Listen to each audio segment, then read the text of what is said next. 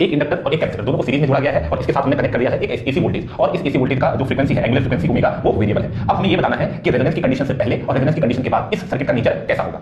तो सबसे पहले हम यहाँ पर बात करते हैं इस इंडक्टर के इंडक्टिव रिएक्टेंस XL की। हमें मालूम है इंडक्टिव रिएक्टेंस जो कि पोजीशन ऑफ करंट होता है उसका फॉर्मूला होता है ओमेगा L, क्योंकि यहाँ पर L कांस्टेंट है तो हम लिख सकते हैं XL is directly proportional to omega, यानी कि ओमेगा के बढ़ने के साथ हमारा XL भी बढ़ेगा। तो इसका जो ग्राफ बनेगा हमारा XL वर्सेस ओमेगा का, ये एक स्ट्रेट ग्राफ बनेगा।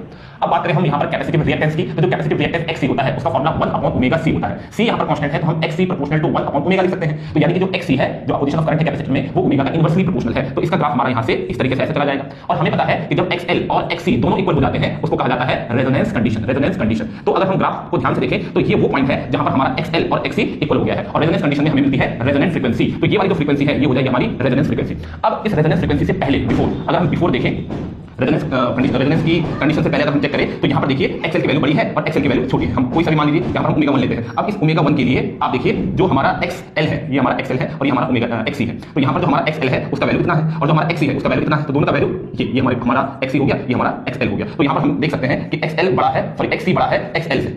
और आफ्टर द रेजोनेंस हमें यहाँ पे दिख रहा है, ये रेजोनेंस के बाद मान लेते हैं यहाँ पर ओमेगा 2 फ्रीक्वेंसी है। तो यहाँ पर इस कंडीशन में हमारा जो XL है वो बड़ा हो गया है किससे? XC से।